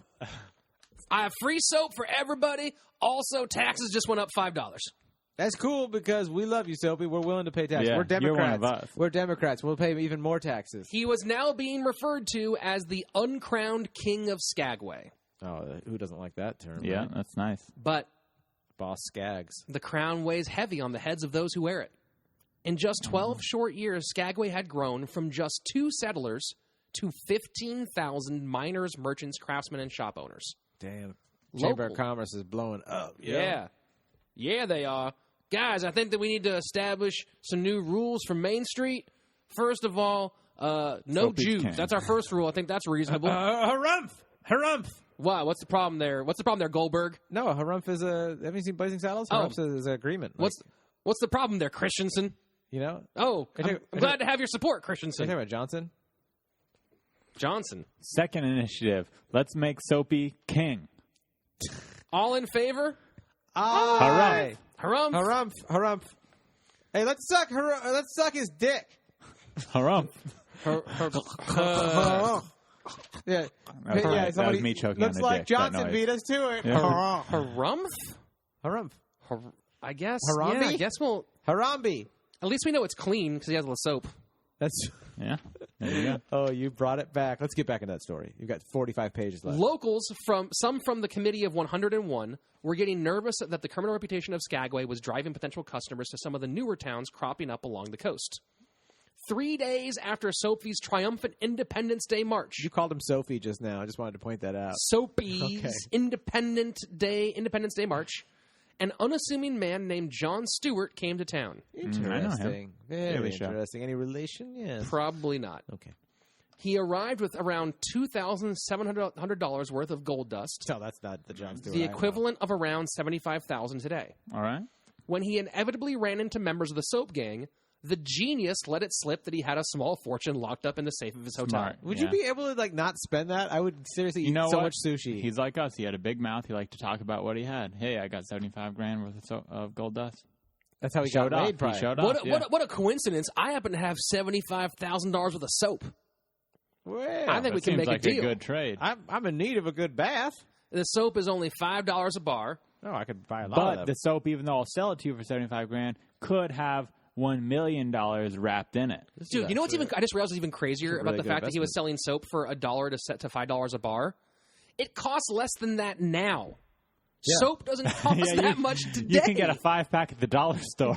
People were dumb in a different way than they are now. Like, they're still dumb, but they're totally different now. But it's also cheaper to make now. Soap isn't exciting anymore. Yeah, all you need if to do. soap was still exciting, Here's how you make soap: that. kill a fat guy, take his fat, boil his fat, make soap. That's how. Is that really just soap? Fight Club was not lying. Well, that's like one method of doing it. It's the best method. You don't always have to kill him. Is that the other method? You don't need to use animal fat to make soap. That was just a method used back in the day. How would that even... I don't think Dove uses animal fat. They don't even use doves? See? I don't know. Buyer beware. I think, yeah. You must remember, use just full every animal, part of full the fat doves. man. Buyer beware. I'm never going to get that image out of my head of someone describing themselves. Now down they with a use dove. bones instead of fat. Really? Yeah. Now soap it's just, is made out of bones? Yeah, now they dig up bodies and use bones. They're grave robbers. Yeah. Oh, dude, that's pretty funny. Suave is just like Suave is a grave robbing company that just like it helps your dandruff because it's made of people that have died. Your shower is just crammed with ghosts because there's been so many dead people you've rubbed on your body. Yeah. You're just like, exfoliation. Can you guys shut up? There's like 1,000 of you now, and That'd I can't be hear so myself. much more than 1,000 ghosts if you use soap your whole life. It was made out of dead people and they were ghosts. Woman, how many bars of soap do you go through in a lifetime? A lot. You think over 1,000? Yes. I switched to liquid soap for that reason. Yeah. No more ghosts in my life. He's trying to stock up that napalm for the upcoming race war. I'm trying to. That's a hilarious concept, napalm for the race war. But I'm thinking of how many bars of soap you go through. That sounds like a weird punk rock band. Maybe guys, instead of sending, if you're listeners, instead of sending dick pics to Rich, send us how many soap bars you think in dick pics. So however many soap bars you think you've used, send that many dick pics to Rich Slaton over Facebook. That's going to overload his inbox, dude. Especially if it's high resolution photos. Here's the thing: it's not. We're not going to get a lot of dick pics in the email, but we're going to have one guy who sends in 1,000 dick pics. And thank God. I love that guy's a hero of mine, a personal hero. Champion. It'll be me. Actually, I was just going to say it's one of our friends, but yeah, it'll be me. Let's see. After the genius John Stewart told them he had a small fortune locked up in a safe at the hotel, they told him his money would be much safer in one of the local banks and offered him to show him the way. Hilarious. A shortcut led them to an alleyway behind Jeff Smith's parlor, where they happened upon a game of 3-card Monte. Stewart quickly lost the cash he was carrying. The $75,000? No, he was carrying some cash. Oh, okay. Well, if you ran out of money, it's cool. Why don't you just bet some of that gold dust? Yeah, that's what they exactly said. The men running the game told him to win it. He could win it back if he proved he had the money to play. So the brilliant Stewart went back to his hotel, grabbed his sack of gold, and when he got back, the men took one look at the contents, grabbed the bag, and bolted. Yeah, he got mugged right away. Immediately. Of course. Immediately. Of course. I knew that was going to happen. The poor sucker. Stewart went right to the deputy U.S. Marshal to report the robbery, but the marshal was on the tape. Yeah, he's like, I'll find it for you. Yeah. They got us working We're in on shifts. it. Oh, don't worry. We'll get this guy for you. What do you look like? You look like Jim?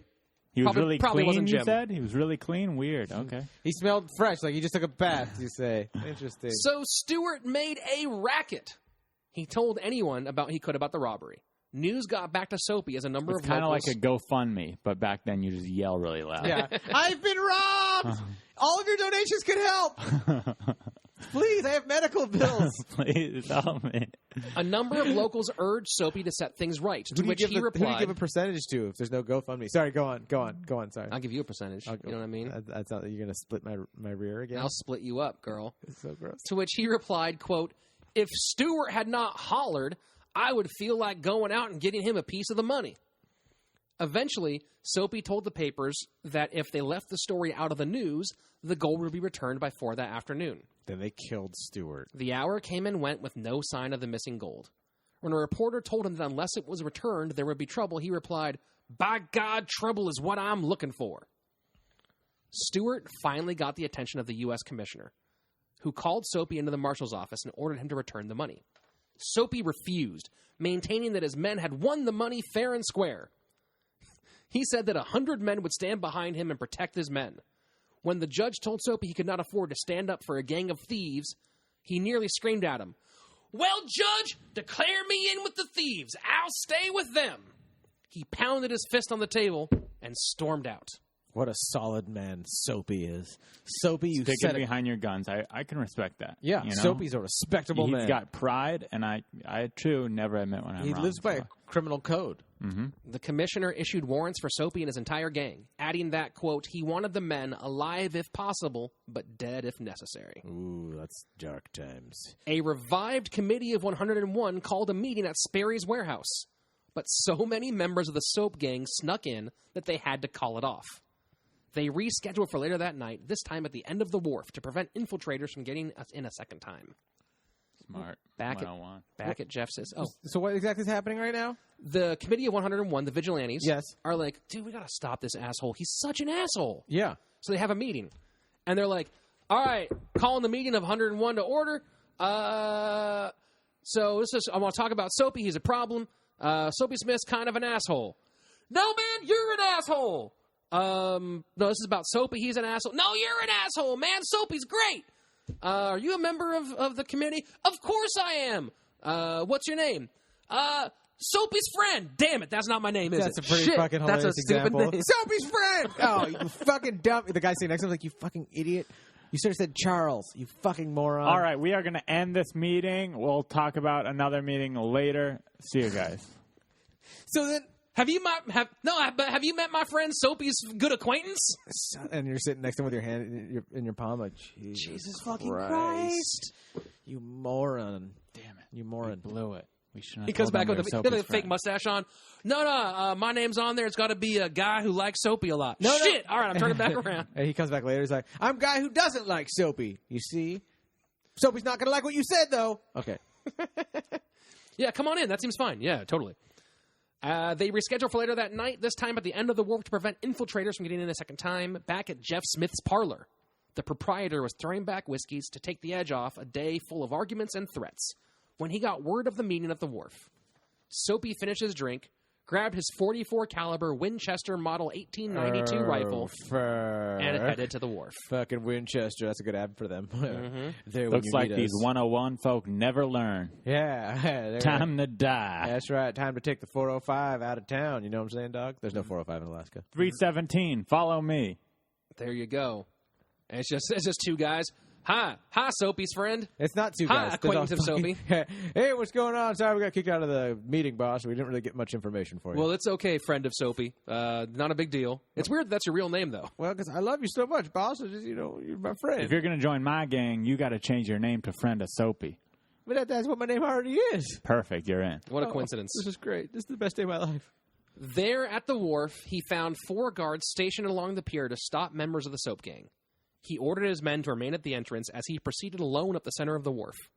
He told the first guard, John Landers, to jump off the pier, and John immediately obliged. What? Mm-hmm. He's like, yes, sir. He's like, yeah, I'm not because he'd be shot if he wasn't, basically? Yeah. So he jumped off the pier into scary water. Apparently, actually, just into sand below. It was like a 6-foot drop to sand. Oh, man. I really glorified it in my head. I was like, that's so Yeah, terrifying. it doesn't sound that scary at all. Yeah, that's The totally next normal. two, I'll do it Josiah right now. Tanner. We don't have a pier or sand. Find me one, I'll do it. God, you're a genius. I'll watch you jump, girl. The You're next two. sexually charged today. Yeah, Mr. well, Rich Slaton. Ari's here. He's so hot. He is pretty hot, right? Yeah. For a straight guy that's willing to bend the rules, you Sure. like him a lot. You I like him a know. lot. Is it my hair? I've been growing it out a little bit. It really is. I think it's the beard. You've got that Beard, Adam I Sandler hair. don't have a beard. That's I know. what's so sexy. I know. Yeah. We don't like beards in this room. I can see that it's trying to come out, but it can't. It's just, There's God, it's enough so good. beards here. You know what I'm saying, dog? Like, keep the balance. The next two, Josiah Tanner and Jesse Murphy, Josiah Tanner, at your surrogate. let Soapy pass with no trouble. Finally, he reached Frank Reed. Just please don't make me jump off this pier. I'm very afraid of heights. It's A like 5.5 feet tall. You could just walk past. I hate getting sand in my boots. Yeah, that's because you wouldn't be paying attention, though. It basically, all these guys are just door guys. Can I see your eye? Fuck, I don't see All your right, ID. you look old enough. Sure. Go ahead. Finally, he reached Frank Reed, a 54-year-old bartender who worked in one of Soapy's saloons. That's what I'm talking about. Frank Reed. Rather than let his boss through, Reed yelled, "Halt! You can't go down there!" The men began to argue, swearing at each other. Hey, fuck you, I'm coming in. Shit, hell, you're not! Cocksucker, yes, I will. I'll kick you in the cunt before I let you in here. Dingleberry buttfuck, I'm going through. Penis, vagina, face, no, you're not. Vagina is not a curse word, you fucking asshole. It can be if you want shit for dicks. Oh, my God, I'm going to split your rear and shit down your fucking throat. And put my own shit in your butthole, you piece of shit. Oh, shit, I forgot my dick at home. I was going to say we had a deal, but then you forgot your dick. Yeah, I'm very forgetful, and I had my dick shut off. You want to go get it real quick? No, it's a real pain in the ass. I can just meet you there, really. Okay, let's go. Sounds good. All right, that's how it worked out? That's how the history happened? Yeah. Oh, wow. They went and got his dick, and then they fucked. That's so interesting. Yeah. In the old days were so much easier. You just leave your dick at home, you know? What happened next is a little fuzzy. They may have gone and found his dick and then fucked back at his place. Yeah, shut up. Move on with the story. But by most accounts, Soapy tried to hit Reed with his rifle to get him out of the way. Reed blocked it with his left arm. The barrel cut him, but he was able to grab it and push it away. With his right hand, he drew his .38 revolver and pointed it at Soapy. Soapy shouted, "My God, don't shoot!" Reed pulled the trigger. Oh, my God. But the gun misfired. Oh, fucking Soapy and his luck, dude. 1800s. Soapy's fucking great luck, Yeah, dude. he's the king. That's why he's the Soapy- king. I am the king. Yeah. That's the commercial for Soapy. Soapy jerked his rifle from Reed's hand and pointed it at the bartender. Ooh. You Bang! jerk. Both guns went off at the exact same time, followed by a few more shots. Reed went down, severely wounded. Soapy's men rushed to their leader's aid, who'd also been hit.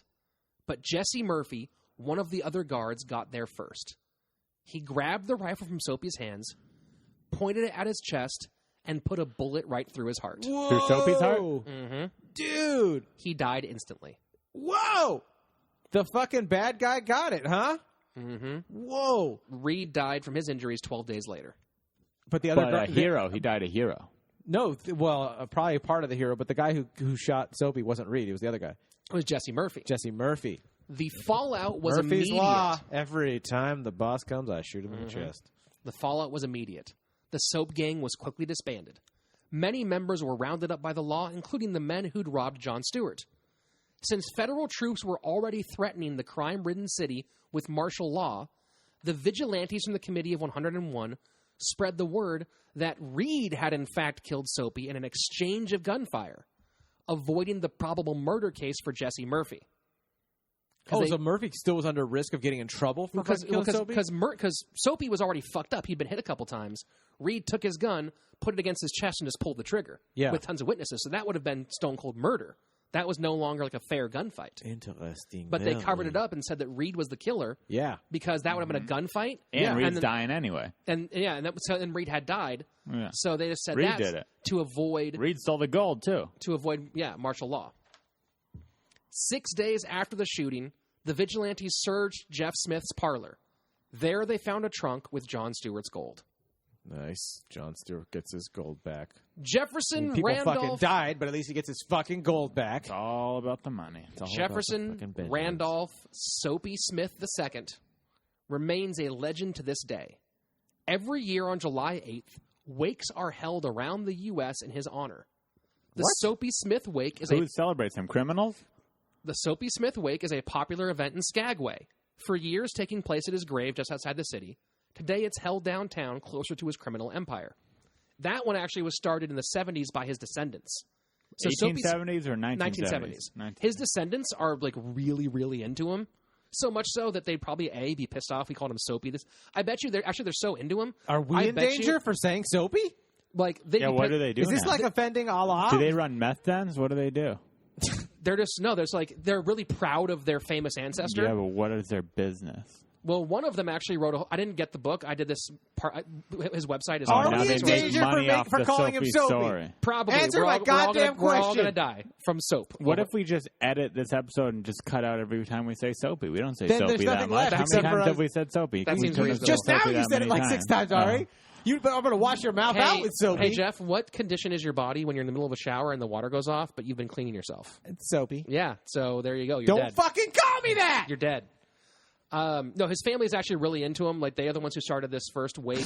What are you guys into? I don't know, Soapy. How do you make your money? Well, we run Soapy events. Yeah. We sell Soapy books. My nephew owns the Soapy.com. I have a Soapy casino. At the Magic Castle in Hollywood, California. I've been there. Yeah, July 8th is the annual Soapy Smith Party, complete with costume contests, charity gambling, and magic shows. Well, I think we got to submit this episode and get in that event. Also run by his family. Really? Yeah.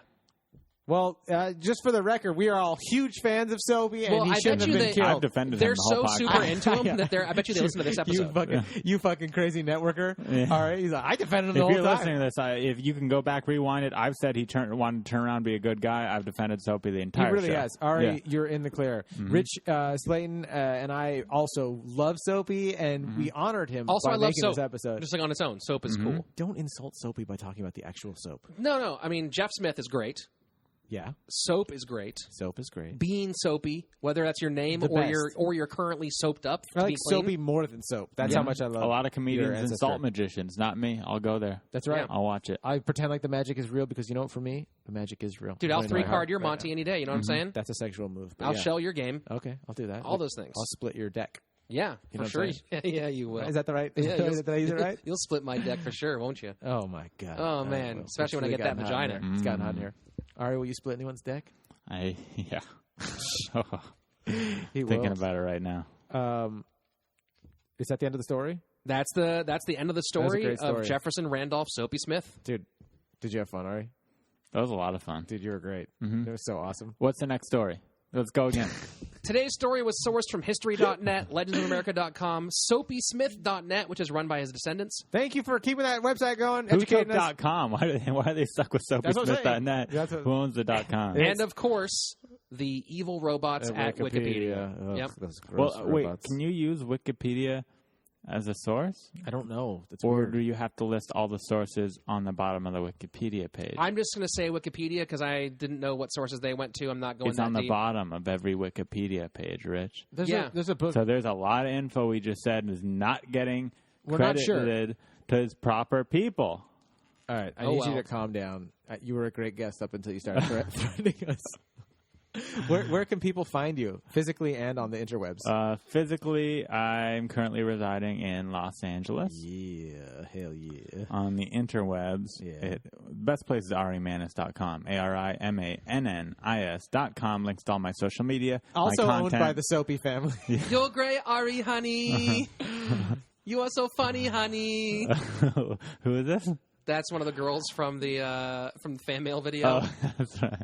Honey, Ari, you are so funny. You are so funny, Ari.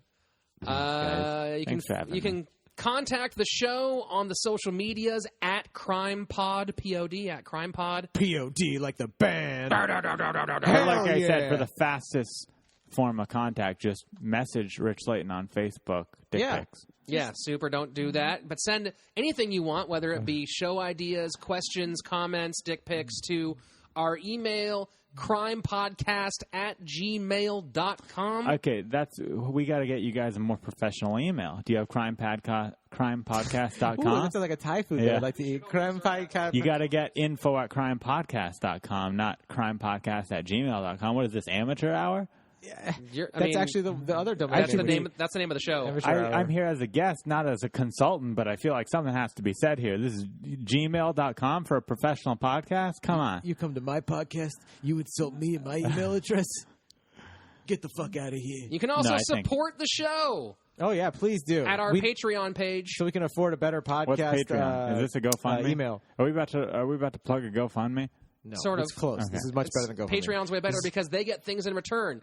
And the main thing you can get by supporting us at the basic level is access to all our bonus content, including the mini crimes, the lost episodes, and those are good. And our true crime stories from our guests. And then at higher levels, you can get better things that we also include, like signed scripts. You guys are going to sign it? Yeah. You are too, You're going to sign. You're going to sign a script too. Well, if I get a percentage of this Patreon money, maybe. Yeah, sure. We'll work that contract out later. But right now, you're going to sign this fucking script. Give me your goddamn hand. And that's been our show. Thank you, all of you criminals out there. Thank you, guys. We love you very much. And we will see you next time. Bye, Robot. Bye, Robot. Bye, Robot. Thanks, guys. Who's the robot?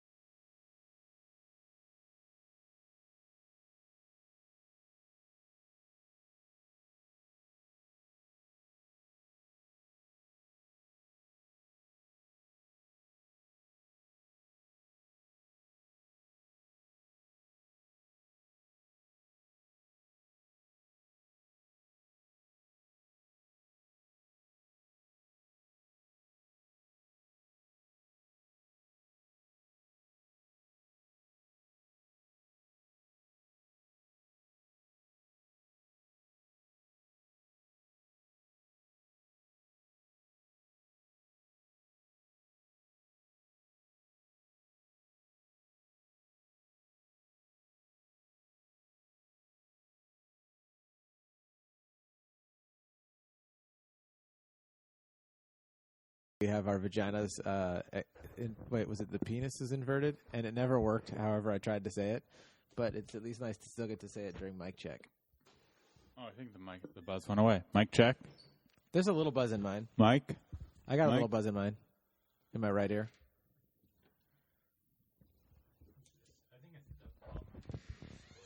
Is that going to come through on the... The splitter itself is just a piece of shiz? I think it's a splitter. I mean, she touch it. It's a shitter splitter?